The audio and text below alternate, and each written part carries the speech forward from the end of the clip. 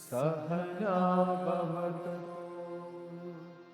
Sahana bhunaktu Saha Veeryam Karavavahai Tejasvinavadhitamastu ma vidvishavahai. Om Shanti Shanti Shanti. Sri Adi Shankaracharya in Bhajagovindam says that Guru Charanambuja Nirbhara Bhakta Samsarat Achirat Bhava Mukta Sendriya Manasa Niyamadevam Drakshasi Nija Hridayastham Devam. The one who depends totally on the Guru, totally surrendered to the Guru, Guru's feet, Guru Charanambuja, to the lotus feet of the Guru, Nirbhara, completely dependent on that. It means completely surrendered to Guru and his command. Such a devotee, such a disciple, samsarat, from the worldly noose or the bondage, achirat bhava muktaha, gets redeemed without delay.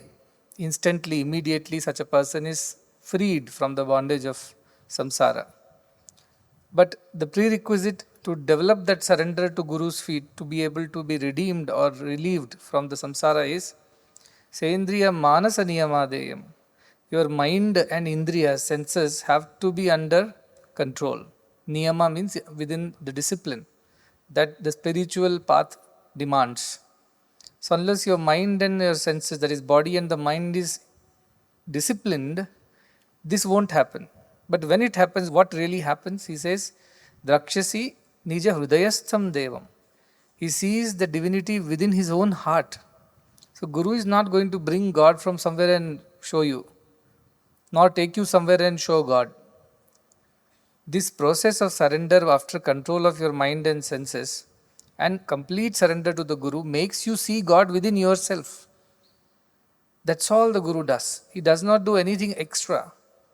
So in that way, a Guru's job is easy because he doesn't have to bring something from somewhere and give it to you because it's already there within you. He only allows you to be ready to unearth it, to find it for yourself. It's like the buried treasure in your backyard. You just don't know where it is buried. And so you are still a poor man. But if somebody knows where it is buried and helps you to unearth it, now you are a rich man. Were you not rich in the first place? You were. The treasure was always yours. It was buried in your backyard. But why you were poor, why you were behaving like a poor man? Because you did not know how to access that treasure. You did not know where to dig in the first place.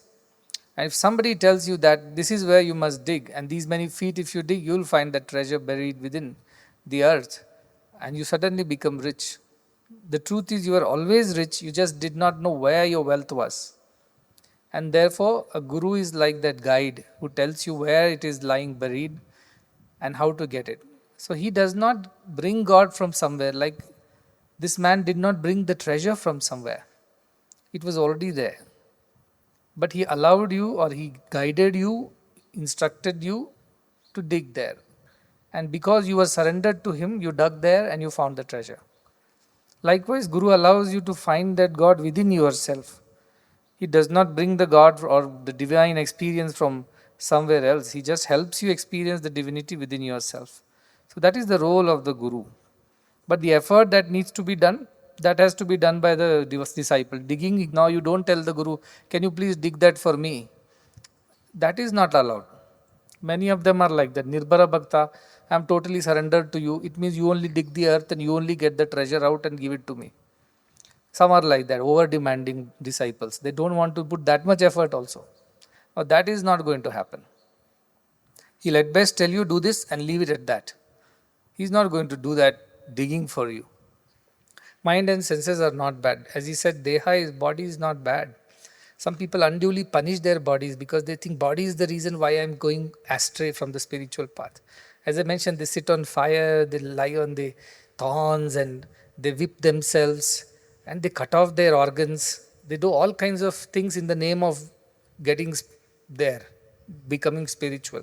And they punish the body which has made no mistake. It's like the driver went and dashed the car against the wall and you start beating the car.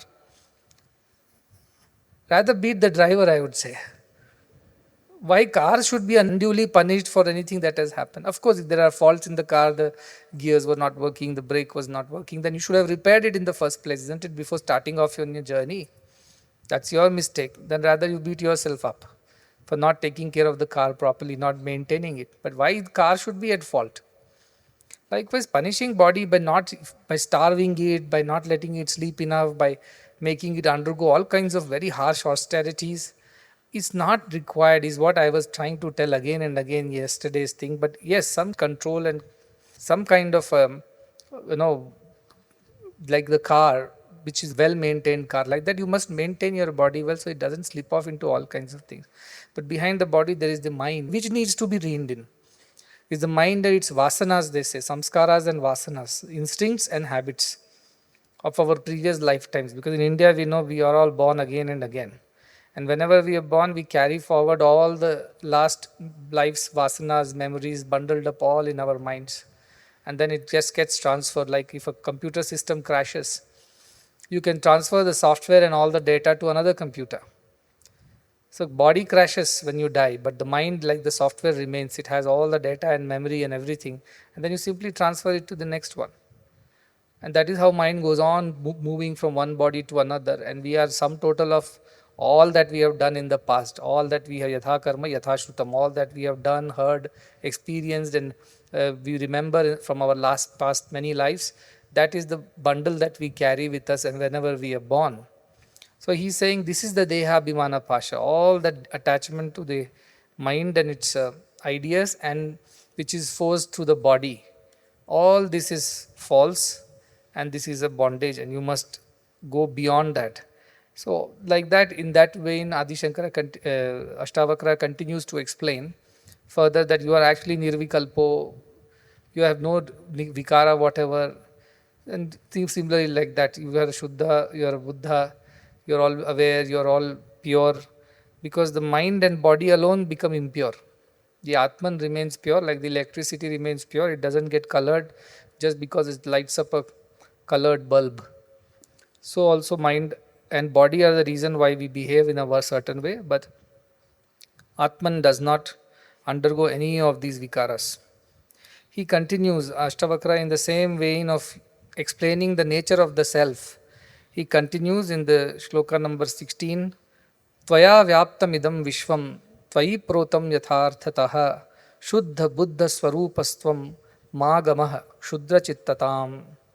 It's a beautiful encouragement that Ashtavakra is giving to Janaka. We all think of ourselves as limited beings, useless, full of mistakes, frailties, faults. Shudra chittatam. Shudra chittatam means small-minded, limited-minded. He says, no, you are not that. Magama, don't give in to that thinking that you are some limited, lowly, petty being. Don't give it to that lowly ideas. What you are, the second line says, Shuddha Buddha Swarupastvam. You are pure, Shuddha.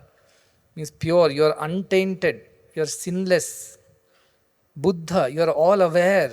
There is not a moment that you are not aware. You are the awareness itself. Swarupastvam, you are the embodiment, the very form of that awareness and purity. See, purity, awareness are things that do not have a form. But if they have a form, like they say, if love had a face, it would be of Bhagavan Sri Sathya Sai Baba, we used to say.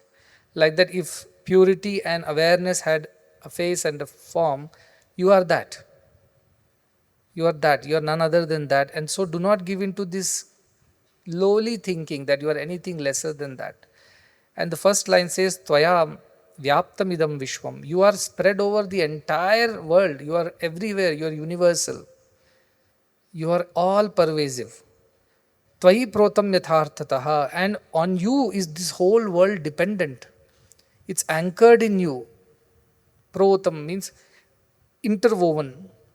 So you alone are the reason why this world is. And this world is as if existing in you and because of you. You are the foundation, you are the substratum on which the whole universe exists. It's a very deep thought. You will think, why? Because of me, the whole universe exists. I am not holding the stars and the moon and the planets and the galaxies in place. Then how is it that I am the reason why the universe exists and I am the one which exists in the universe everywhere without exception? He is not talking about your body and mind, because then you will become Shudra Chittatam, limited. The unlimitedness of the self, which is the nature of purity and awareness, that is all pervasive, and you are that. That is the idea that the sloka conveys. And because you identify now yourself with that all pervasive, immaculate, pure consciousness, you cannot think of yourself as a small, petty, limited body with limited mind. You are unlimited, you are infinite, you are eternal. Yesterday Swamiji had come, he was telling, right, Nirbhayananda Saraswati ji, what did he say? You can't decide to stay limited and experience the unlimitedness of eternity. This is contradictory. You can't be just yourself as the body and the mind which you want to thoroughly be enjoying, and yet understand the eternity and vastness and the all-pervasiveness of the self. Like the river cannot say, I want to be a river and yet I want to be the expanse of the ocean. Both are not possible, they are contradictory to each other. If you want to realize the ocean, then you have to become the ocean. You must stop becoming a river. But the river says, no, I do not want to lose my identity of the river, but I want to enjoy the expansiveness of the ocean. Then the Guru would say, not possible. It's not possible. You have to give up this to get that. You can't be on the earth and also in the sky at the same time. You have to leave the earth to fly in the sky. So this idea that I want to be this limited body and mind, because I'm so attached to it, and yet I somehow want to be redeemed and full of freedom and joy, Sukhi and Shantaha and Nirvikalpa and all that, this is not possible, Ashtavakra is saying. So rather, give up this limited idea that you are body and mind and engage or identify yourself with the idea of this universality that you are. Sri Krishna says in Bhagavad Gita in a similar way, and he says, Mai sarvam idam protam sutrai manigana iva. Like the string of pearls, all the pearls are held together because of the string. String is not seen. Only the necklace of pearls is seen. But without the string, the necklace does not exist. The pearls cannot stay together. Like that, I am that string. Protam means on which is this necklace of pearls dependent. I am there in every pearl because I pass through every one of them. And because I am there, even though not seen, the necklace is intact. It's a string of pearls. Likewise, this consciousness is the reason why we experience everything. Now, somebody who is in a vegetative state, he is unaware of anything. Like in deep sleep, we are unaware of ourselves because the mind and body has been switched off. Consciousness has not disappeared. We might say, so when we go to deep sleep, we are not conscious, we are not aware of ourselves, our body, mind and things like that. Does it mean that consciousness has also disappeared? I would say no, consciousness was always there, like space is always there. Objects appear and disappear in the space. Its permanence is always there. The limitedness is when we engage it with body and mind. So this idea is quite subtle. When he says that all depends on you, is because only you are, therefore everything is. If you are not, in the sense, if your awareness is not there, how do you know anything exists? It's a very subtle, I don't want to get into that absolute Vedantic discussion because that is even more deeper, but it simply says, things are because you are aware of it. If you are not aware of it, they don't exist. Schrodinger's cat experiment, I do not want to go there. The science of it is the probability of a cat being alive or dead inside a closed box. If you are aware that the cat is alive, then the cat is alive, he says. If you are aware that the cat is dead, then the cat is dead. If you are not aware the cat is dead or alive, then there is every possibility that cat is either dead or alive. Uncertainty principle. Because I am from science, so I know a little bit of science too. But the idea is that unless you are aware of something, it does not exist, our Vedanta says. Because you are aware, it has come into existence. If you are not aware, it will go out of existence, it says. You may say, no, that's not true. It is existing somewhere in some space, in some time, some dimension. You are not aware. Vedanta says it's as good as it's not existing because you are not aware of it. It's because you are, so everything is. If you are not, nothing is. That is a Vedantic principle. Now it's slightly complicated, and as I said, you have to study a little more deeper. But the idea is that if you are not aware of something, how does it matter to you? How does it affect you at all? And so, awareness is the reason why everything that we experience in this world, and that awareness is not my individual awareness, that's one awareness in all of us. Different awarenesses don't exist. Like waves look different, but they are all part of the same ocean, which is nothing but water. So water exists in the waves, water exists in the ocean, and water exists as water also. Without the ocean and wave also, water exists. Water's existence is not dependent on the wave and the ocean. Wave and ocean are dependent on the water. Likewise, awareness is not dependent on body and mind. When body mind disappear also, awareness is still there. But body and mind depend on awareness for their existence.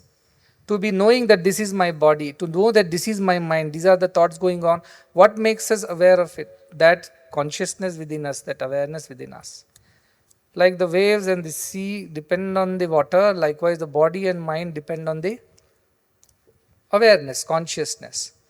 So he's saying, rather than identifying yourself with the wave or the ocean, identify yourself with the water and become free and all-pervasive. But we want to identify ourselves to the wave, or at best, ocean. But we are unable to identify ourselves with the water, that is the substratum, that is the foundation, that is the reason why the ocean or the wave exists in the first place. So he says, don't identify yourself with this limited body and mind and then keep on lamenting all your life. But my back is paining, my neck is paining, my head is aching, my this happening, that happening. Or my son doesn't listen to me, my wife does not listen to me, my friends are not good to me, my business partner is cheating me, my money is getting lost. In that only the whole life goes, because we are only identify ourselves with body and mind. So all the time we are fluctuating between sukha, dukkha. That graph goes on like this. Sometimes too high, sometimes too low, but it just goes on like this. It's never steady. But then there is this line, right? The axis, that doesn't change. The equation changes, the graph changes, but the axis doesn't change. But it is on that axis that this wave is dependent, this equation is dependent, this graph is dependent. Likewise, our body mind keep fluctuating with all the changing variables. Good day, bad day, losses, gains, profits, or losses, or whatever, happiness and sorrow, pleasures and pains, friends and enemies. The graph is going up and down. But the axis on which this graph is dependent, because it's from zero that you measure how much positive or how much negative, that axis remains the same. Identify yourself with the axis, he says, not with the graph. Identify yourself with the water, he says, not with the waves. Identify yourself with the conscious awareness, which is pure, unsullied, ever present, vast, unlimited, rather than identifying yourself with the limitedness of body and mind, which makes you go through all kinds of emotions, both positive and negative. Both are not allowed in spirituality. Positive also is not allowed. It says you're getting too excited or you're getting too depressed. Both are not allowed. Both are deviation from your original state. Both are a deviation. Don't identify with your body mind, don't be deviated. Rather than stay steady in that idea of pure consciousness, and you will never feel lowly. Krishna reprimands Arjuna in the battlefield. This Arjuna has suddenly identified himself with the Kritankin on the opposite side. That's also Krishna's teaching methodology. In somewhere I read an article from IIT Mumbai about design thinking, and they quoted the example of Bhagavad Gita, that Krishna's teaching was design thinking. He created the situations in such a way that the learning becomes correct, learning becomes intense and appropriate. What did he do? Arjuna tells Krishna, Senayor ubhyo madhye ratham sthapayame achyuta. O Achyuta, O Krishna, please take my ratha and make it stand or place it station it between the two armies. Let me see who is there to fight me on the other side. So Krishna was a charioteer, he was a servant to Arjuna, he has to simply follow the command, he's a driver after all. So he just drove the chariot to the center of the battlefield and placed it right in front of Dronacharya, Bhishmacharya and all that. And Arjuna, who had come all prepared to fight the battle, today I'll finish them all, suddenly started shivering and shaking. Because he identified himself as the Shishya of Dronacharya, as the grandson of Bhishmacharya, who had looked after him, raised him, taught him, cared for him. Had the chariot been placed in front of Duryodhana and Dushasana, he would have identified themselves as his enemies and would have started the war. Bhagavad Gita would have never happened. But Sri Krishna, design thinker, went and placed the chariot in front of these two. And then Arjuna started getting confused, because now he's identifying himself not as a Kshatriya, Arjuna, not as somebody who is instrumental in establishing dharma, not even as the husband of Draupadi who was humiliated in the court of Kauravas, for which sake he came to fight the battle. Not himself as the Pandavas who have been denied their kingdom and made to suffer, for whose sake he must fight the battle. Not even as Arjuna himself, individual, as a Kshatriya who has a dharma. But he started identifying himself as the Shishya of Dronacharya or grandson of Bhishmacharya, and now he is confused because his identification has gone wrong. He should have identified himself with Pandavas and being Kshatriya and at best the enemy of Kauravas, or the one who is here to avenge the insult of Draupadi, things like that. But he didn't do any of it. He wrongly identified. That is Krishna's design. And then he says, oh, I cannot fight this battle. Turn the chariot, let us run away. I'll rather beg and eat. What good it would do with all the blood of my dearest ones on my hand. This battle will lead to destruction of families. Husbands will be lost. Varna Shankara will happen. Children will be born to wrong parents. That will lead to decline of dharma. Krishna says, stop, stop, stop. Where are you going? Shut up, he says actually. You know what he says? Klaibhyam agamasmah partah. Stop behaving like a coward. In fact, Klaibhya means not even coward. It's like you are neither man nor woman. You are that kind of, you are confused about who you are. Don't behave like one. Napunsakatvam. You are a Kshatriya, you are a warrior. Don't wrongly say things like that. He says, Klaibhyam masma gama partha na etat tvai upapadyate. This behavior does not suit you. This is not you. This is below your dignity to behave like this. And he says, Shudram Hridaya Daurbalyam, this limited Shudra Bhava, this limitedness, this pettiness of your heart, Daurbalya, this weakness that has arisen out of this pettiness. Give up. Tyakto Tishtha Parantapa. And reminds him, Parantapa, you are not Klaibhya, you are Parantapa, the one who is the scorcher of enemies. You are that. Great Kshatriya, get up and fight. Don't lament like this. This doesn't suit you. This limited thinking doesn't suit you. Same thing Ashtavakra is saying, Mahagama Shuddha Chittatam. Don't be petty in your thinking. You are not this body and mind and it's all problems and issues in which you are so entangled that whole life goes on just looking after your bodies and minds and pleasing that and pleasing this. Get up, fight the battle, rise to the occasion, be what you truly are, identify yourselves correctly with the all-pervasive self. That is what you are. These losses and gains don't affect you. These pleasures and pains don't affect you. The existence and the disappearances of bodies and thoughts don't affect you. The good days and bad days don't affect you. You are beyond that. You are the awareness which is aware of good days and bad days, losses and gains, pleasures and pains, but it is unaffected by any of these. Rather, identifying yourself with the limitedness of the body and mind, identify yourself with the Atman, self, which is all pervasive. That is the advice. Because everything depends on your identification, whom you identify with. Like the lion's cub who was lost in the flock of sheep, he identifies himself with sheep. And now he cannot be confident, he cannot have the courage. And he suffers all his life, bleating like a sheep, being a lion. Yesterday we saw some nice lions in the visuals of Uganda. So majestic, royal, these African lions. You are that. Why do you identify wrongly and suffer like this?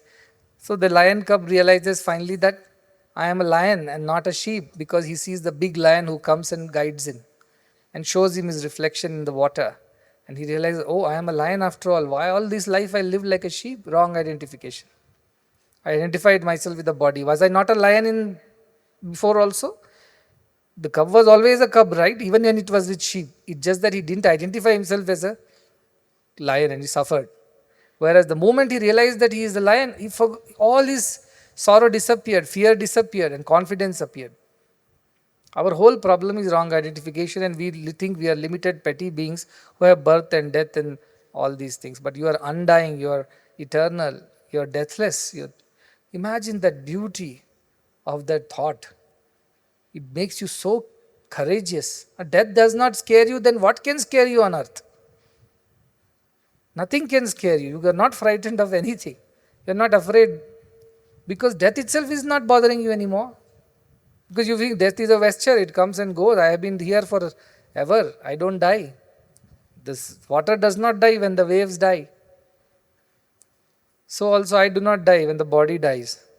That itself is so much of courage. You can undertake any activity. Somebody was telling me, somebody had come, that they remembered one of the discourse that I had told, that I have no fear of failure, because I have no fear of outcomes. Outcomes will happen as long as the action is correct, outcome will also be correct. It's a natural law. I don't have to worry about that. So there is no fear. If there is no fear, who can stop you from doing what you have got to do? Nobody can stop you. That fearlessness is the gift of spiritual enlightenment, and that is what he is telling Janaka. Do identify yourself with this and not with the body and the mind, and be free, because your nature is that. There are a lot of explanations. You can read it for yourself, because I will move on to the next shloka. The shloka number 1.17.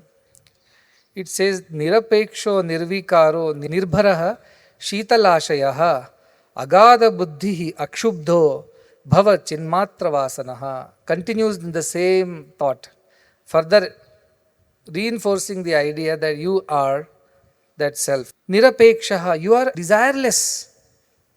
You are desireless, he says. No, but I have plenty of desires. I want to eat that, go there, live a good life, have friends, enjoy this, enjoy that.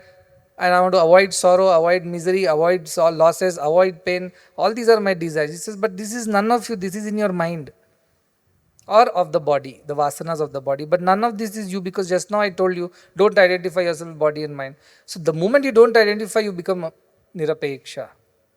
You become desireless. You have no expectations whatsoever. You are free. See, once you have no desire, nobody can bind you. It's the desire that binds us. We remember avidya, kama, karma, wrong knowledge, wrong desire, wrong action. So this wrong idea that I am the body and mind makes us desire for things which are related to body and mind, and then make us perform actions for the sake of body and mind. So one leads to the other, and that's the noose, deha bhimana pashena. And the more you fulfill this desire, it's like another round of that around you. It tightens the grip on you. It's like you're entangling yourself, rolling yourself or whatever, you're winding yourself in that snare of bondage. So every desire fulfilled is one more round of that noose around you. It means you are getting further caught in the grip of that. Less desires, less luggage, more comfort, makes travel a pleasure, they say. So reduce the desire. He says, your true nature is you are desireless. Any desire, any vikara is only to the mind. Atma has no vikara, no modifications, no superimposition of ideas on it. It is pure, like the electricity is pure. It does not have any modifications just because it works with various gadgets. So nirapeksha, one nature of that person who has realized this, he has no desires. And because there are no desires, there is no anxiety, no bondage, no nothing, no negativity. Desire leads to everything. Nirapekshaha, you are desireless. Nirvikaro, so there is no modification because there are no desires only. See, desires will lead to how happiness or sorrow, isn't it? If desire gets fulfilled, there is happiness. That's a change from your original state. That you have become happy now. And then if desire is not fulfilled, you are unhappy. So that's again a change from your original state of purity, because now you are on the negative side of things. You are not the axis anymore. You are either in the positive quadrant or in the negative quadrant. That's all it is right now. But that is not you. You are changeless. You are changeless. Nirapeksha, nirvikaro. There is no modifications in you. All modifications are in the mind or the body. Nirbharaha, you are self-sufficient. You are complete unto yourself. Purnamadaha, Purnamidam that we learnt. You are full. A space is always full. Space, if you build 4 walls and make a room out of it, the space is not getting reduced. Yeah, the wall is known as now that group, that space is known by a different identity. That is the vikara. It is a Premamritam hall today. Earlier it was a football ground or an open ground. That space was always the same. But the space that is seemingly captured within these 4 walls appears to be a new space. There is no new space. Space is the same. It appears to have changed, but these vikaras are in the mind. It is not that your self changes because your mind changes or your body changes. You are nirbhara, you are sufficient, self-sufficient. You don't need anybody else to complete you. This whole idea of I need somebody to complete me, to complement me, supplement me, all that is not necessary. He says you are happy, you are joyful, your nature is purnatvam. All the idea of this insufficiency, incompleteness is in the mind. It's not in yourself. Self is always sufficient. Okay, it is everywhere in everything. There is nothing that is bereft of it. So how can you add something to that which is already full, or remove something from that which is already full? That's what is Purnamadam Purnamadam Purnat Purnamadachyate Purnasya Purnamadaya Purnameva Vishishyate.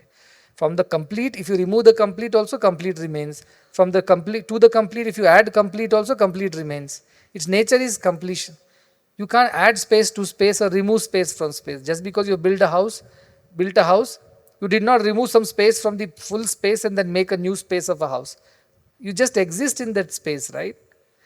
A new wave is not a separation of the water. Appears to be. It's a water only. It's water. Water did not reduce or increase because a new wave came into existence or another wave disappeared from existence. So your nature is that. You are sufficient. You are full. You don't need anybody to fulfill you. You are complete. Shitalashayaha. And you are of cool demeanor. Your disposition is absolutely peaceful. All religions, you see, there is a prayer for peace.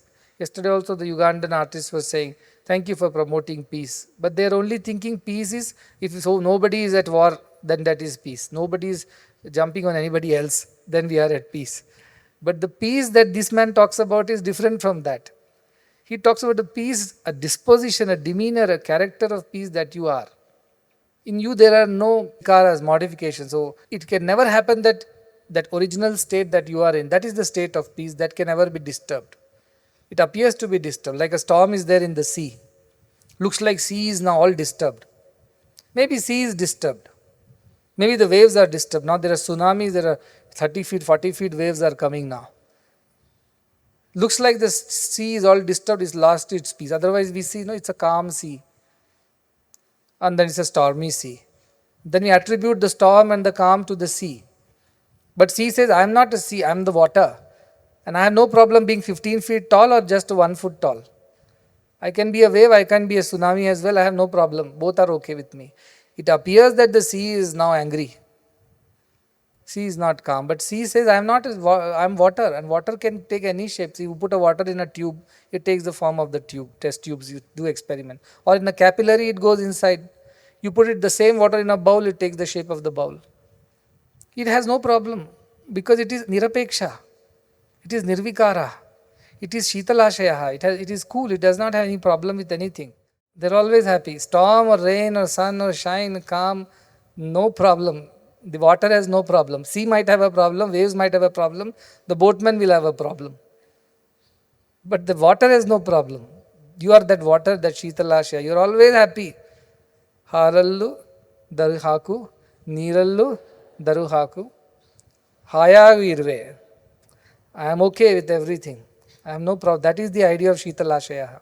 You are nirbhara shitalasha. You are of cool demeanor because you can take any situation with equanimity. You don't get disturbed.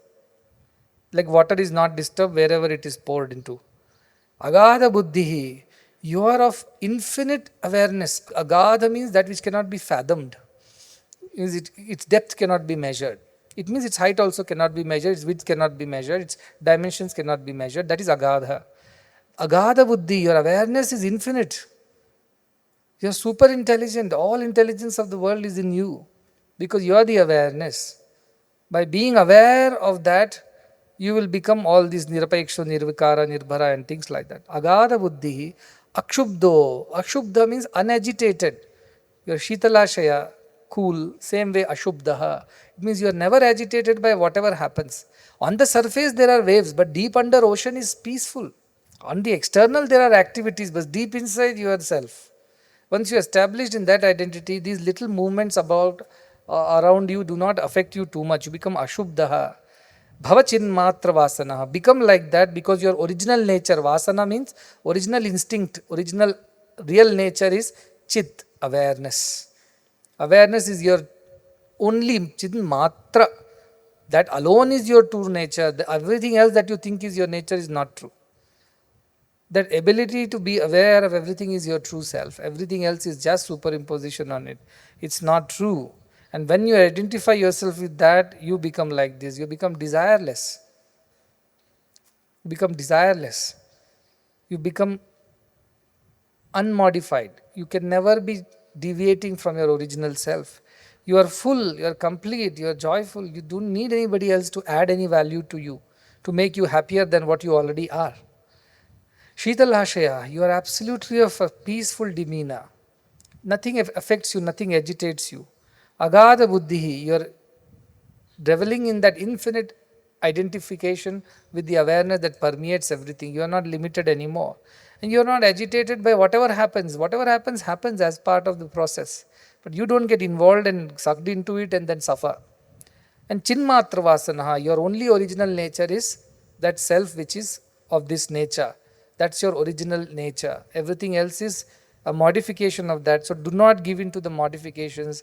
Stick to your original nature is what he's telling Janaka Maharaja. Because Janaka Maharaja has a lot on his plate. He's a king. So he has to go through motions of the daily life, ups and downs, good and bad. In between all these things also remain like this is the advice that Ashtavakra is giving. Today we all talk about, as I said, in science also we talk about this unified field theory. I often mention that, and now slowly that is gaining more and more acceptance. It was proposed by Einstein, but then after that much more experiments are happening, and now we are talking about consciousness, that everything is conscious. String theory is there, that everything is somehow connected, and they imagine it is like a string which is entangled with everything. Or recently the 2022 Nobel Prize was given for the entangled photon theory. Two photons, a pair of photons, they spin in opposite directions. But if you separate them with the distance of the universe also, you will still find out what their spins are. Because though they are separated and made it to go so far, if you know the spin of one, you can easily guess the spin of the other will be the opposite of it. They don't lose the communication. They don't lose the connection. They don't lose the original relation. How is it possible? If two people are separated, let's say you and me, and we don't know what you're doing, I don't know what I'm doing, what you don't know what I am doing. We will not know unless we meet and find out from each other or talk to each other. Then how are these photons talking to each other is the question. This experiment was done over 100 years by 3 different scientists and their teams. And finally the Nobel Prize was given that yes, it is true that there is some connection between the two photons which are separated, even if theoretically by the distance of the universe. They do it in a controlled environment, in a tube. But then that is what it is, that they are connected still, they know each other. They have not forgotten, they have not got disconnected. And that theory, butterfly flapping its wing and causing an earthquake somewhere. That idea of string theory is now gaining more and more traction. Actually, quantum mechanics is all about that. The next big thing, as we all know, is the quantum field and quantum mechanics. And that is actually based on this principle, this quantum field, that everything is connected and everything knows everything else. Everything's nature is known to everything else. So how is it possible? Is there a wire that takes the information? How the data gets transferred? How this information is passed on, even through the distance of the universe? Because there is something underlying which is connecting everything.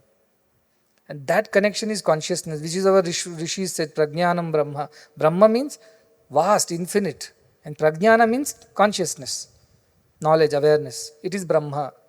Consciousness is Brahma. It is aware, it is infinite, it is vast. And that slowly is getting into the scientific field. Of course, they will never acknowledge it as a divine principle. They will still call it science or nature. But you are getting closer to what scientists were saying, that the nature of divinity is that it is aware. And that awareness is now the unified fear is your agada buddhi, your infinite awareness, infinite intelligence. Everything is in you. And ashubdaha, a nice story is there just for the children, because if I go on going philosophy, they'll sleep off. Ashubdha, you are unagitated by whatever happens. There is a story which Bhagavan used to tell about a prince by name Mohajit.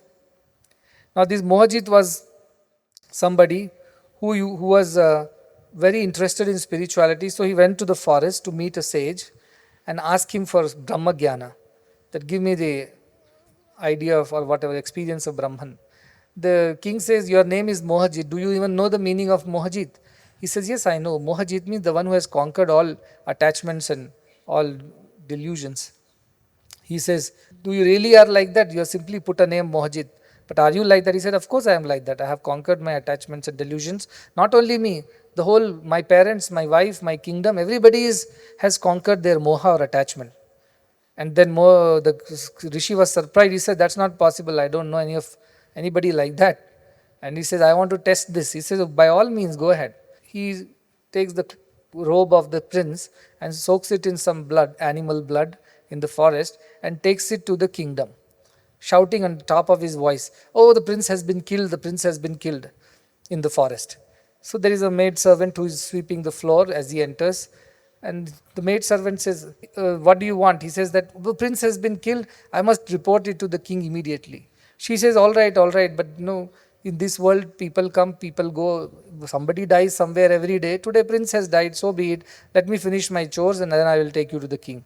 The rishi is shocked. Maid servant is talking like this. Then, after she finishes her cleaning, she takes him to the king and and then the king is told that your son has been killed. He says, oh, really? The world is like a night shelter. People come, people stay, and then people go. Can anybody stop them from going after the dawn? My son came, stayed in our family, under our care. Now his time is over, he has moved on. Anyway, soul does not die, it's the body alone which dies. So be it. This rishi is shocked. He says, even the king thinks like that. So he goes to the queen, mother, and says, this is what happened, your son has been killed. She says, what is there after all? Like, the birds in a nest. We stay and when we leave, there is nothing to grieve about. Birds build nest, the little ones are born, then they eventually fly out of the nest. And that is the relationship. So he is also flown out. What is there in that? The rishi is further shocked. Then he says, at least his wife will lament. He will be in grief when she knows her husband has passed away. So he goes to the wife, and wife says, what is husband and wife after all? Two logs of wood floating in the river. Sometimes they come close, sometimes they move apart. That is what has happened. We were close, now we have moved apart. Why you have to lament and grieve about it? Then this man, Rishi, understands this is the idea of these people. They only conquered all moha. They are not agitated by anything that happens. They are so free of any attachment. And they have taken death of their own king or prince or husband or son so very positively, in the sense, so very equanimously. You say, oh, death happened. Yes, death happens. That happens to you. What's the big deal about it? Today it's prince, tomorrow it will be somebody else. So he gets very shocked and he says, now let me go and check that prince himself. So he runs back to the forest and tells the prince, oh, while I entered the kingdom, I realized there was utter chaos. An enemy king has attacked the kingdom and has killed your father, mother, wife, children. He says, so be it. So many kings are born, so many kings die, so many kingdoms are conquered, so many are defeated. You teach me Brahma Jnana, don't waste my time in all these matters. That is the readiness, that is the surrender that one needs to attain Brahma Jnana. Then this Rishi says, you don't need Brahma Jnana, you are all these things that the shloka is telling just now, no? Nirapeksha, Nirvikara, Ashubdaha, Shitalashayaha. You are every of these things. You are already a Brahma Jnani. I don't need to teach you anything. This itself is Brahma Jnana, what you know. So that is the idea of these Brahma Jnanis. They are unperturbed by whatever happens. On the surface, there may be some activity. But deep down, like the sea, they are absolutely calm. And they do not get agitated by all that happens on the surface. I'll go to the shloka 1.18. It says, Sakaram anrutam vidhi nirakaram tu nishchalam etah tatvopadeshena na punarbhava sambhavaha. Etat tattvopadeshena na punarbhava sambhavaha. It says, this sakara, that you are a form, it is anrutam, it is untruth. The idea that you are a wave is untruth, because you have just got a form recently. Vidhi, no nirakaram to nishchalam, that you are formless and nischala, changeless. Forms are changing. When we are born, we are a baby, then we are a boy, then we are a man, then we are old man, then we are a dead man. We keep changing forms. But your nature is not that, because you are beyond the forms. You are formless, nischala means unchanging. Changeless is your true nature. Then etat tattvopadeshena, this tattva, this truth, upadesha, learning from me or learning from the scriptures. What do? Na punarbhava sambhavaha. You will not have another birth. You will not be born again, because you will not be bound by your karmas, which are bound to your body and the mind. But once you realize you're none of these, na kartasi na bhoktasi, you will neither the doer nor the enjoyer of things, no karma will bind you. So this is your true nature, na punarbhava sambhavaha. You will not be born again, he says. This punarapi jananam, punarapi maranam, that goes on in our lives, right? Punarapi janani jatare shayanam. We are born again in another mother's womb. Iha samsare bahudustare kripaya pare pahi murare. This samsara is very difficult to navigate, because we are born again and again in somebody's womb, in somebody's families. And it is never done, because our desires are never done. So please, O kripaya pare, please take us across this ocean of samsara, O murare, O Krishna. Take us across. That is what the prayer is, because it's so difficult to get rid of this birth and death. We are going on being born and being dying and born and dying. And this is going on for so many lifetimes. We think this is the first time we have come on this earth. It's not true. Once Kachi Paramacharya was asked, somebody said, how is this reincarnation true? How do you know that reincarnation is true? Then Kanchi Paramacharya called a journalist and told, just go around this whole of Kanchi and find out how many new babies were born last night. So, and then come and tell me in what circumstances they were born, which families they were born in, and what kind of physical state they are in. So the journalist goes around checking and comes back and says, these many babies were born. Some were born to poor parents, some were born to rich, some were born with some physical ailments, some were born healthy, and so on and so forth. So Paramacharya asks him, okay, you say that there is no rebirth, there is no reincarnation. Then why are these babies born differently? Why is somebody born in a poor man's family? Why somebody is born in a rich man's family? Why somebody is healthy? Why somebody is unhealthy? What is the reason for all this? If God is equal to all, God is kind to all, God is impartial to all, then why these babies are born differently? A journalist has no answer. He can call it law of nature or whatever, but then in a poor or a rich family, how do you control that? Then he says it is because they have done some deeds in the past that has brought them into this family.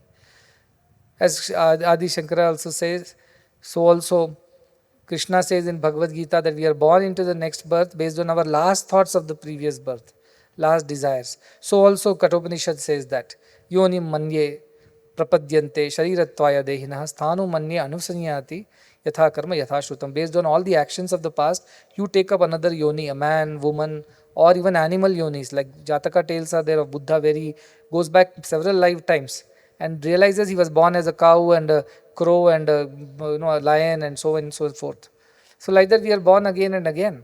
And there is no guarantee that you will only go up from human to another better life. No, you can even slip back into lower births of animals as well. In our scriptures, there is called 84 lakhs species are there, yonis are there. And this was told long time ago.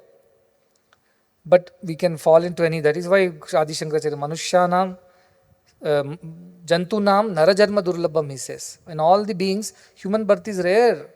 Don't misuse it, don't abuse it, don't underuse it, don't waste it. He says that you are born again and again, but how to get rid of this again and again being born? This is the idea. Tattvopadesha.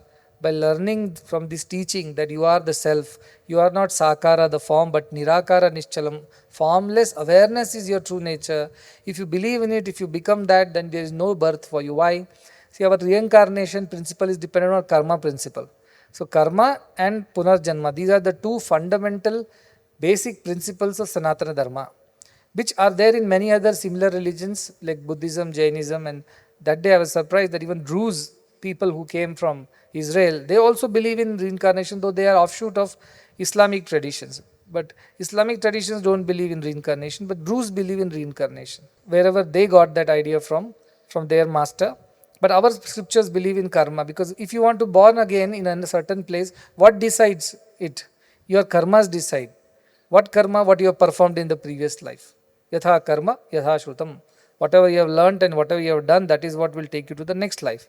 So the idea of punarjanma and karma, these are the two siddhantas, principles of our Sanatana Dharma scriptures, and they're very scientific. If you analyze a little bit, though you cannot really, but there are many people, like when I was in the college, somebody introduced me to a book called Many Lives, Many Masters by Brian Weiss. He's a US based psychotherapist, a healer, a regression therapist, and so on. And I just happened to chance upon that book in the library because somebody had mentioned. I looked and I started reading, and he did a lot of experiments on people by taking them into hypnotizing them, and through regression therapy, he made them remember their previous lives. And because of that, they were able to solve a lot of the unsolved issues or unresolved issues in their minds. Because some people had fear for water, or some people had fear of heights, or things like that. They couldn't explain why they had. But when they went back into their previous lives through regression, they found out that they had some accident or something must have happened in that way. And because of which, they are behaving in a certain way. And this is something that is now scientifically documented. There's a whole institute over there and a lot of courses and things like that.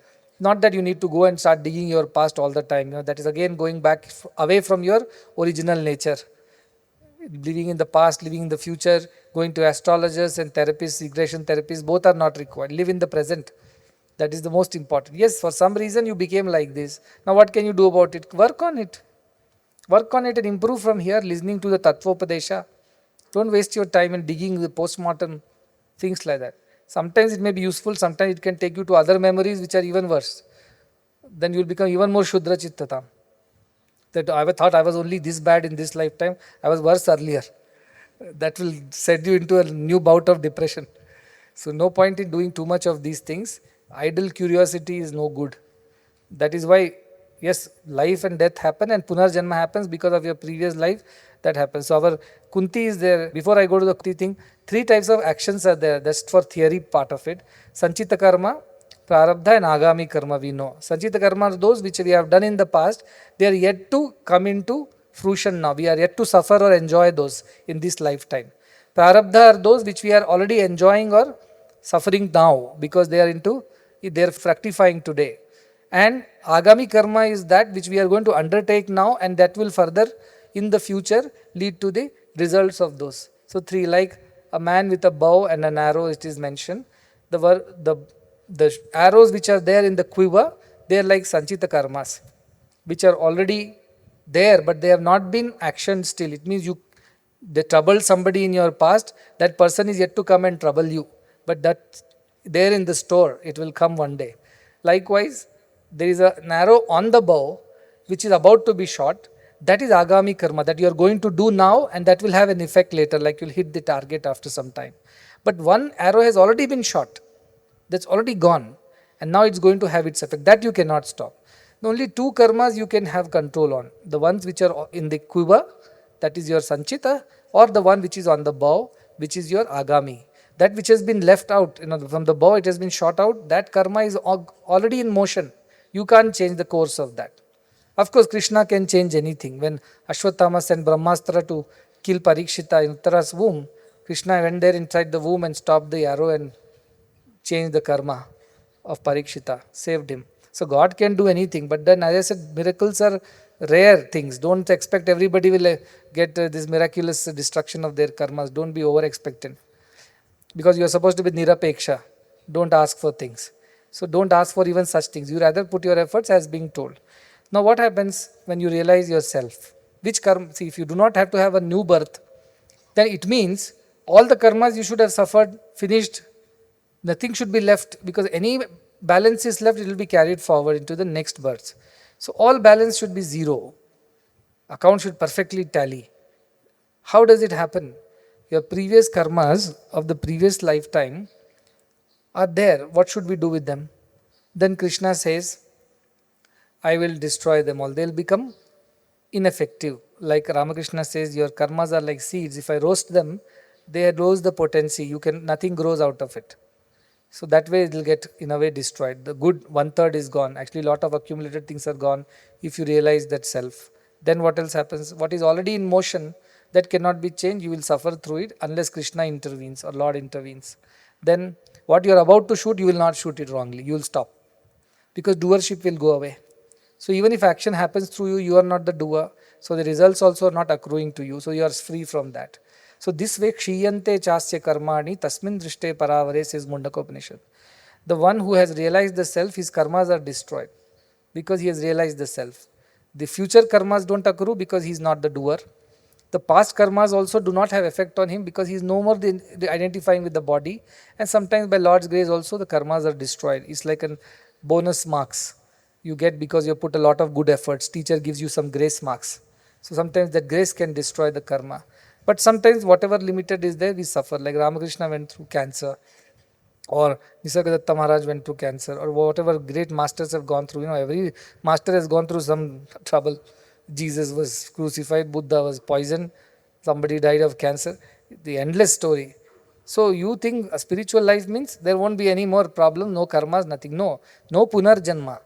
No punarjanma means all your karmas should settle now. So many people tell me that why is that good people suffer? Lot of people have this problem.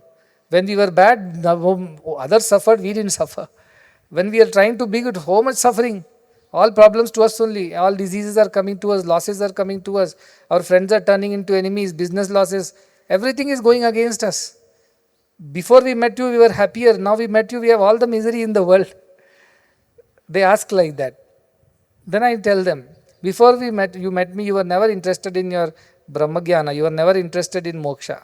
You are interested in entangling yourself further in the noose of that samsara. But now that you have met me, I have to cut all these things away. But you have done your karmas, which you have to go through. Now, if you want moksha, then all karmas should settle. All the accounts should come to a zero balance. And with that has to happen, everything has to be exhausted and consumed. Yes, few of them I will destroy it by my grace. But few at least you have to undergo through. You have to go through it. So go through it.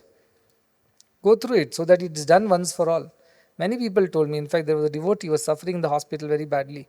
She kept on saying, Swami, all life I have served you, I did this seva for you, my father did this seva to you. In your Purva Avtara, Satya Sai Avtara, you came home. I said, yes, that is the reason why you are going through all this. What do you mean? I said, because you asked for moksha, you asked for no next birth to Swami, and now I am ensuring that. But now what you are regretting asking that. But I have already given my word, my arrow has already been shot. That yes, tatastu, let your moksha happen. Now you have to go through everything. I can make it a little painless for you. I will try to help you go through it, that's all. But I can't remove it. I cannot destroy it fully. I have already reduced it. That you have to undergo. She had to go through what she had to go through and be free from the bondage of samsara. So many times the Guru's grace is not always a very favorable, pleasant experience. The Guru's grace can come like this also, who destroys all your karma. The idea is you should not question anything. You should have the surrender bhava, the Sharanagata bhava. You know Guru is doing the best for us. And that feeling, if you're there, then you will go through whatever you need to go through. Because you don't know in another birth you will get a Guru or God like this to even be around, help you, give you the support that you need to go through your karmas. So better we finish as many karmas as possible now and do not create more karmas. Because again in another birth you will get a Guru or not, you never know. Kunti used to pray. In Bhagavatam it comes. I've written down here. Vipadah santu taha shashvat tatra tatra jagad gurau bhavato darshanam yat syat aparnar bhava darshanam.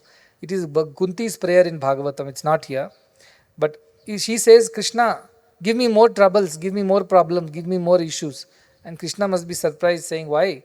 You already suffered all your life ever since you were a princess to now the great grand queen. You have never enjoyed one day of peace and happiness. Why do you want more troubles? She says, because whenever there are troubles, what happens? You come, you save me. You appear and you help me. And I think of you deeply when we are in trouble. Bhavato darshanam yatsyat. So having your darshanam, I do not have to have darshanam of another lifetime. I do not have to be seeing another life. Because my life, all my karmas will end by your company, by your constant grace, by your constant guidance. So that is the idea of apunar bhava darshanam. I do not want to have another life. Finish everything now. Give me as many troubles as you can so that I finish my karma. Second, only during trouble times I really, really remember you. My intensity of prayer is very high. We all know that. Sankatavaste, Venkataramana. Otherwise, nobody remembers. Problem comes, we all run to God. Problems are not that nobody remembers God, at least not with the intensity. That's why Kabir Das says, दुख में सुमिरन सब करे, सुख में करे न कोय, जो सुख में सुमिरन करे, दुख काहे को होय. You remember God only in bad times. If you remember Him all the time, even good times, why bad things will happen to you? Because we forget God, then we do all nonsense, then we suffer the karma of it. Then we run to God, please save us from our own karmas. God says, I can only do so much. I can take care of your agami, but your prarabdha and sanchita, you deal with it. Then he said, no, you're supposed to be a hetukadaya sindhu, bandhu naram namatam satam. You are supposed to be unconditional compassion. So what I do all the nonsense? So what if I don't listen to you? So what if I disobey you? So what if I take you for granted? Yet you should show compassion to me. This is the kind of demands disciples or devotees who claim to be one, they come to Guru with. But Guru is also very clever. He says, no, you are being dishonest. If you really sincerely repented, okay, forgiven. But real repentance is not there. How do you know real repentance is there? You don't repeat the mistake again. But we repeat the same mistake and again line up in front of the Guru. Please save me again from this trouble. And Guru says, but last time I saved you from the same issue. Yes, but then I did it again. I didn't listen to you. But nevertheless, you should forgive me because you are supposed to be compassionate. Then Guru says, no, you don't deserve this compassion because you have not learnt your lessons. You will keep doing this forever. So go learn your lessons and then we will see. That is the idea. That we are creatures of habits, and unless we change our habit, we cannot go to the next phase of life, which is spiritual development. I'll go to the next sloka, 1.19. It's also a beautiful imagery. It says, Yatha eva adarsha madhyasthe rupe antah paritastu saha tatha eva asmin sharire antah paritah parameshwaraha. Very nice sloka, which says, just as an image or a reflection exists in the mirror, in the middle and in the whole of the mirror, in the sides, everywhere, likewise the Parameshwara, the ultimate self, the Lord, the controller of everything, the awareness, consciousness exists in our body, within our body. In a mirror, when you stand in front of a mirror, you see your reflection. And the reflection appears to be real. You think there is another one standing in you. We discussed about how a dog goes to a mirror and sees himself and thinks there is another dog and starts barking. Because it doesn't know that it's its reflection. Like that, we also see things in the mirror and sometimes we get attached. But the mirror is never attached to the reflection. We might be standing, grooming ourselves for an hour because we want to look good, we appreciate or we enjoy our own beauty. But the mirror has not any attachment to the reflection. Once this boy goes, another boy comes to comb his hair, the mirror reflects the other boy.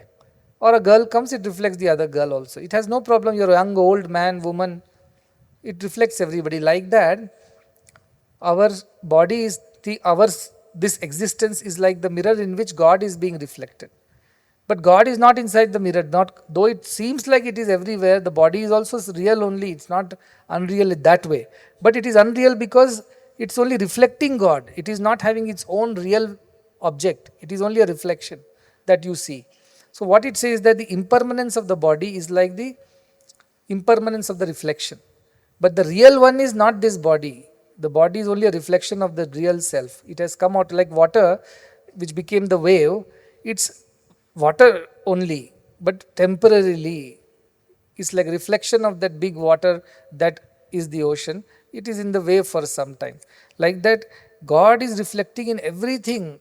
Don't think now that you are not the body, you are not the mind, so body and mind are no use, discard them off. No, they are also made of the same God. But they hide God from you. They hide the principle from you. How? Somebody said, how is that Maya of this world, the illusion that we are the body, mind and all the emotions is created by God? Then how is it not real? How is it not real? Because it does not have its independent existence, depends on God. The reflection in the mirror depends on the object. It cannot produce a reflection on its own. A mirror cannot produce. An object is there, then it reflects in the mirror. Likewise, when God is there, world is there. When consciousness is there, you are aware of the world and everything around it. including your body. It's God which makes you feel the presence of your own body, your own mind, your thoughts, emotions, everything. But everything is permeated by the God, like the reflection covers the whole mirror. But the reflection is not real, the object is real. The awareness is real, the experiences coming out of awareness are not just projection of that awareness. The happiness, sadness, good, bad, everything is because of the awareness we are experiencing. But awareness itself is none of this. Reflection is also of the object, but object is not the reflection, is the idea. Sun is the reason why the water evaporates from the ocean. Now what happens? This water becomes the cloud and hides the sun only. Like this, Maya is created also by God only, and it hides God from us. The cataract doesn't come from somewhere and enter our eyes. It is a production of our eye only, but it hides our vision. Likewise, this whole samsara, the reflection that we see everywhere and we think it for real, it's not real, he's saying. The real is the God, but he is everywhere. Even in the reflection, God exists. So there is one philosophy called Brahma Satyam Jagan Mithya, Shankaracharya says, and Jiva Brahmaiva Naparaha. The Brahman alone is true, and all the world that we see is only an illusion, because it's been created by God only, but it is an illusion. Like the reflection is also of the man only, but it is not the man. So there are two philosophies which says that in that way the Brahma only is created, so that also is Brahman only. I said yes, that is also Brahman only, but not like the object, like the reflection. You can't catch hold of the reflection, right? But if you catch hold of the object, reflection also you can catch hold of. But we are all trying to catch hold of the reflection. And now saying why we are not able to catch hold of it. We are trying to run behind the Maya of the world, samsara, and then we want God. It doesn't happen. Rather catch hold of God, samsara will come with it. When you climb the shadow coconut tree, you don't get anything. But you climb the real coconut tree, you will get the shadow coconuts also. Bhagavan used to give this example. Likewise, God is reflecting in everything, but that is just a reflection, this body and mind. Don't run behind body and mind. It's like running behind the reflection or shadow. Rather run behind the object. But don't discard the body and mind as anything other than God. That also is made of God only. Beautiful sloka comes in Mundaka Upanishad. Yatha nabhi srijate ghrinatecha. Like the spider creates the web from within itself. It produces the web, right? It doesn't bring material from somewhere else. It only has created the material out of its own stomach, makes the web, lives in it, and then when time is over, it swallows the entire web and goes away. So this world is also God only. But approach God, don't approach it through the world. That's the idea. Don't try to enjoy the world and say, I'm enjoying God. That's not true. It's like enjoying the reflection and not enjoying the object. It's like holding on to the shadow and thinking you're holding on to the object. Shadow is also caused by the object only, but then shadow is not the object. Body and mind also has been created by God only, but body and mind are not God in that way. So likewise, see God in everything. See God as everything, but know how to approach God, how to approach the real truth. Not through vagaries of the body and mind, but through the essence that the awareness is the reason why body and mind exist. The object is the reason why the reflection exists. But your mind is simply a mirror which is reflecting this awareness. But that is not the truth, that is the idea. So when you go stand in front of the mirror, next time you tell, who is there inside the mirror? I am only in the mirror. But is it true that I am inside the mirror? Not true. So it is true and yet not true. True to the extent that, yes, it is my reflection in the mirror. But the real truth is, I am here outside the mirror. And if I catch hold of the reflection, I don't catch hold of the person. But if I catch hold of the person, I catch hold of the reflection. So once you are established in this awareness, consciousness, everything will look divine to you. You will not have any hatred towards anybody, including your body. You don't have to punish anybody. Because you feel God in everything and everyone. And you have compassion, kindness, love. All these are natural outcomes of such a thing. So you think like that. The Supreme Self is all pervading, including your body and mind. But without the Supreme Self, this body and mind won't exist. Like without the water, waves cannot exist. But without waves, can water exist? Yes. Water need not be waves. But waves have to be essentially water. That is the idea. That all is God only. But the approach is wrong. Body, mind also is creation of God. But that is not God alone. God is beyond the body and mind. Reflection is also created by object. Reflection is also the person. But reflection is not the real person. Run behind the real person, which is the awareness. That is how the world has been created. Adi Shankaracharya says in Dakshinamurti Stotram, Vishwam Darpanam Drishyamana Nagari Tulya Nijantargatam. The whole world is like things reflect, like a town reflecting in the mirror of your inner mind. Nijantargatam. If you are there, then the world is there. Suppose you die today. Where is Mudanalli? Where is Satyasai Grama? Where is this ashram? Where is Ashtavakra Gita? Nothing exists for you after that. We may continue to exist, but for you it doesn't exist. Like that, the world exists for the people in their own minds. Some people look at the world as a very beautiful place. Some people look at world as a very horrible place. World is same. But why they look at it differently? Because the way it's reflecting in their mind, that is their impression of things. A bad mirror will reflect your image badly. You have these laughing mirrors in Jatre and all they put. Go there, stand, you look stout, fat, tall, all kinds of things. Like that, your mind is the reason why you see the world as world and not as God. Your mind is the problem which we have to correct. That correction we have to do. That is what Adi Shankaracharya says. Like when you're driving in the car, in the rear view mirror, you see the whole world. Don't you see? The cars behind, the buildings behind. But are they really there inside the mirror? No, they are there somewhere. But you see the world through your own lens of mind. That's why when Krishna told the Maharaja, go search for one bad person in Hastinavati and bring him to me. And at the same time he told Duryodhana, go and search for one good person and bring him to me. What happens? Duryodhana searches, comes back and says, Krishna, I tried hard but I couldn't find one good person. Probably the only good person is me. Dharmaraja comes back and says, I tried to search for one bad person, I could not find one. Probably the only bad person is me. Both have looked at the same Hastinavati, same people, but two different perspectives. Our mind reflects God in different way. A distorted mind will reflect God distortedly. A pure mind will reflect God perfectly. Here the main essence was, think of everything as divine only. Divine only is reflecting in everything. Yatra yatra manoyati tatra tatra samadaya. Wherever your mind goes, everything you should see as divine only. In good, bad, ugly, everything is divinity only. Develop that vision, then you will rise above all these vikaras and all this shobha and all this ashanti. You will rise above all that and you will become that pure self. And then we'll go to the shloka 1.20. It says, Ekam sarvagatam vyoma bahir antar yatha ghate nityam nirantaram brahma sarvabhuta gane tatha. There is only one ekam sarvagatam which goes everywhere. It means which is everywhere. It goes nowhere. It is always there everywhere. Ekam sarvagatam vyoma. Vyoma means space. Like one space exists everywhere. Bahir antar yatha ghate. Inside and outside of the pot. So think of a pot, an earthen pot. It is the same space inside the pot, the same space outside the pot. It is not two different spaces. Appear to be different, that it is inside the pot, that is outside the pot. Break the pot, everything is one. Likewise, Nityam, Nirantaram Brahma. This Brahma, the idea of consciousness is Nityam, ever present, Nirantaram, continuous. It's not broken. This pot space is different from that pot's space, and the third pot has its own different space because it's bigger in size. No. The space is same, the quality of the space is same. Yet it appears to be different because it is in different pots.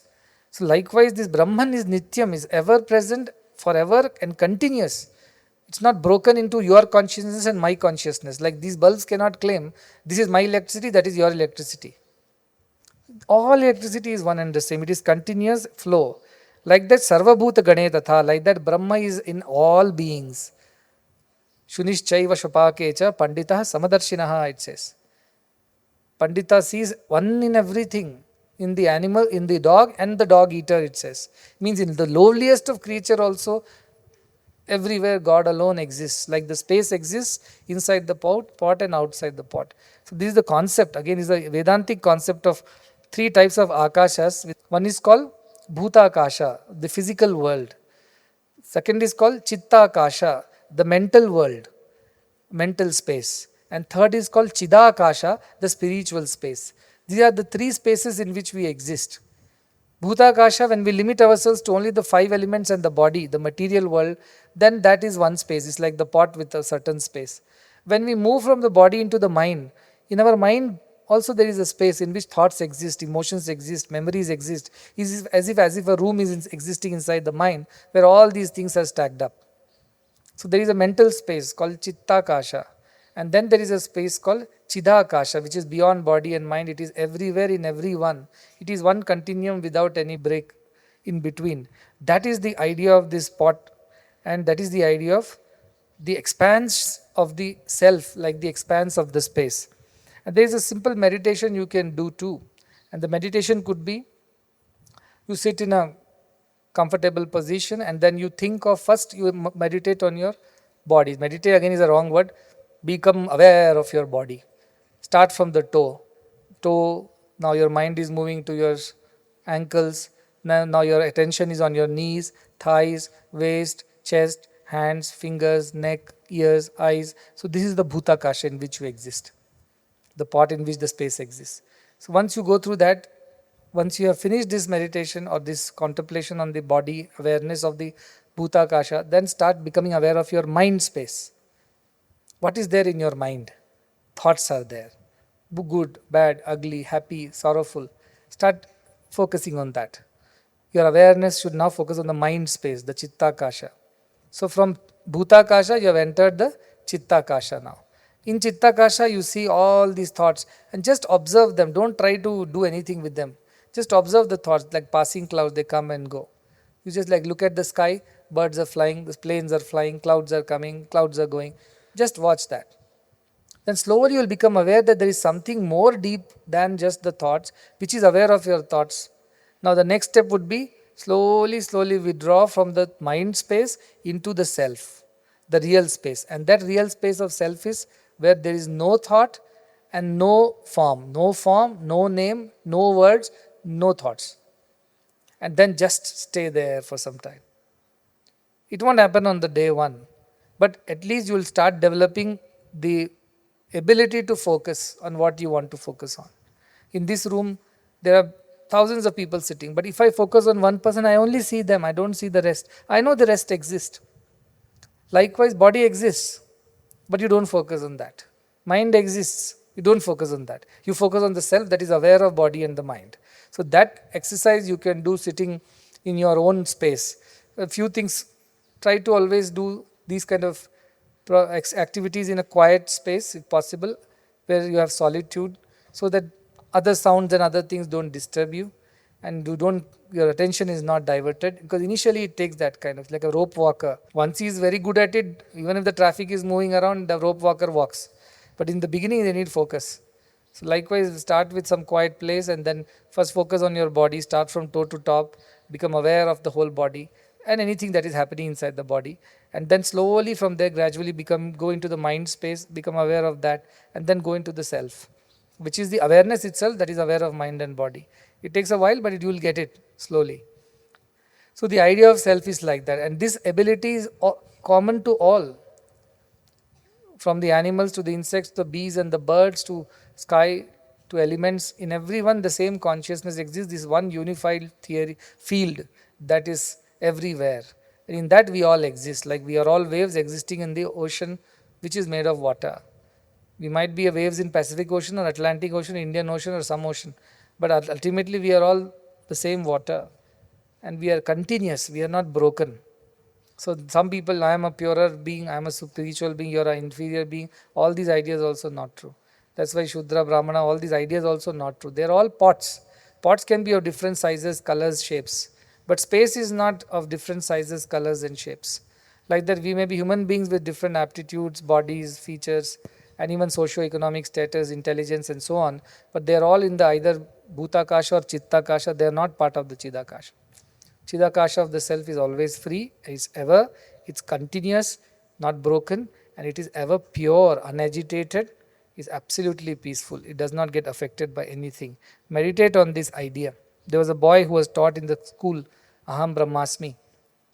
His teacher asked to learn Aham Brahmasmi, and he asked, what is the meaning? It means I am God, I am divine. So he went home, his father asked, what did you learn? He learned Aham Brahmasmi. That's very nice. What does it mean? My teacher is divine. He says, no, that doesn't mean teacher is divine. It means I am divine. Oh, my teacher taught me wrong. My father is divine. Then his uncle came and asked, what did you learn? Aham Brahmasmi. What does that mean? That my father is divine. He says, no, father is not divine. I am divine. Oh, my father also taught me wrong. Uncle is divine. The uncle told this fellow, nothing can be done about it. You are such a fool. Then he felt very bad. He couldn't get the knowledge right. So he went to a forest and meditated on Aham Brahmasmi. And slowly, slowly the mantra revealed itself by his effort. Tapa Prabhavat Deva Prasadat, says Shvetashvatara Upanishad. By tapa and by God's grace. Both have to come together to attain the self. You have to put your efforts, your tapas, and Deva Prasada. God gets happy, becomes happy with your effort. He gives you grace. With that grace, we learn. So grace is definitely there here in abundance, like the sunshine. Efforts are things that are needed to realize the self.